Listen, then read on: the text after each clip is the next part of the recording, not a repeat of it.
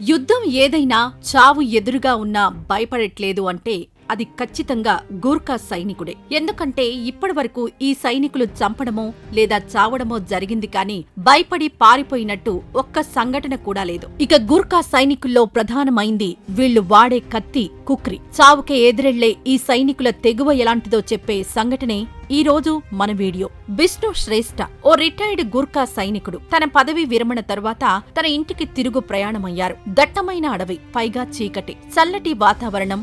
విండోలో నుండి ప్రకృతి అందాలను చూస్తూ కొద్దిసేపటికి మెల్లగా నిద్రలోకి జారుకున్నాడు. ఇంతలో ట్రైన్ మెల్లమెల్లగా స్లో అవ్వడం మొదలైంది. అంతే, టపీ టపీమని దాదాపు 40 మంది దొంగలు ట్రైన్లోకి ఎక్కారు. వాళ్ల చేతిలో మారణాయుధాలున్నాయి. అది చూసిన ప్రయాణికులు భయంతో పరుగులు పెట్టారు. ఇక ఆ దొంగలు దొరికిన వాళ్ళని దొరికినట్టుగా కత్తులు, గన్స్ చూపిస్తూ బెదిరిస్తున్నారు. బంగారం, డబ్బులు ఇవ్వాలని, ఎదురు తిరిగితే చంపేస్తున్నారు కూడా. మాట విన్న వాళ్ల దగ్గర డబ్బు లాక్కొని మాట వినని వాళ్ళని షూట్ చేస్తూ వెళ్లిపోతున్నారు. ఇక కొందరు దొంగలు బిష్ణు ఉండే కంపార్ట్మెంట్లోకొచ్చి పరదాని పక్కకి జరపడంతో బిష్ణుకి టక్కున మెలకు వచ్చింది. కళ్ళు తెరిచి చూస్తే పీక మీద కత్తి. అంతే, మారు మాట్లాడకుండా జేబులో ఉన్న పర్సుని ఆ దొంగలకిచ్చేశాడు. ఓ సైనికుడు ప్రజలు ఇబ్బంది పడుతుంటే ఎందుకు మౌనంగా ఉన్నాడు అంటే చేతకాకో, చేతులు ముడుచుకునో కాదు, ఓ సామాన్య ప్రయాణికుడిలాగే అంతా ఓ కంట కనిపెడుతూనే ఉన్నాడు. అయితే బిష్ణు ఎదురుగా ఓ 18 ఏళ్ల అందమైన అమ్మాయి ఉంది. ఆ దొంగలు ఆ అమ్మాయి దగ్గరున్న బంగారం, డబ్బుని తీసుకుని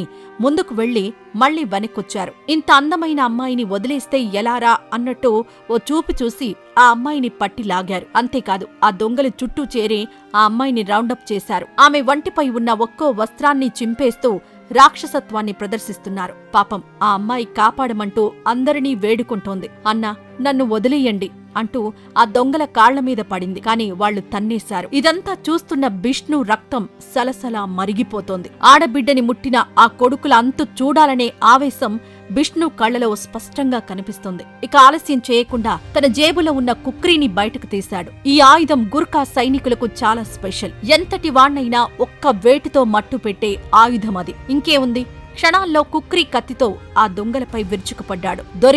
దొరికినట్టు ఓ వేటితో తన విశ్వరూపాన్ని చూపిస్తున్నాడు. అది చూసిన దొంగలకు శివతాండవమే గుర్తుకొచ్చింది. ఓ దొంగని పట్టుకుని మీద కట్టి పెట్టాడు విష్ణు. అవతల మరో దొంగ ఆ అమ్మాయి మెడపై కత్తిపెట్టి మా వాణ్ణి వదిలే, లేకపోతే ఆ అమ్మాయిని చంపేస్తా అని బెదిరించాడు. ఆ మాటలకి ఒక్క క్షణం అలా ఆగిపోయాడు విష్ణు. ఆ సమయంలో వెనుక నుండి ఓ దొంగ విష్ణు వీపులో కత్తితో పొడిచాడు. మరో దొంగ చేతిపై నరికాడు. రక్తం కారిపోతుంది.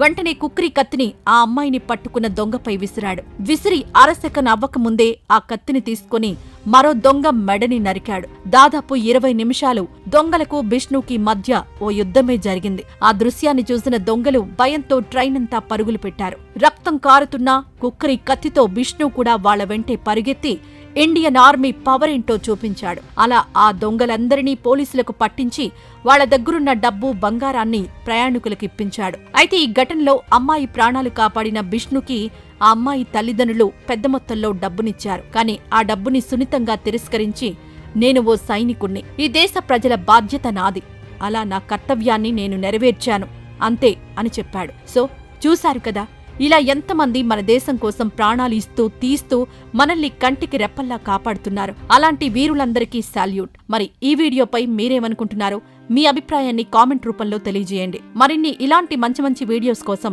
మన ఛానల్ను సబ్స్క్రైబ్ చేసుకోవడం మాత్రం మర్చిపోవద్దు.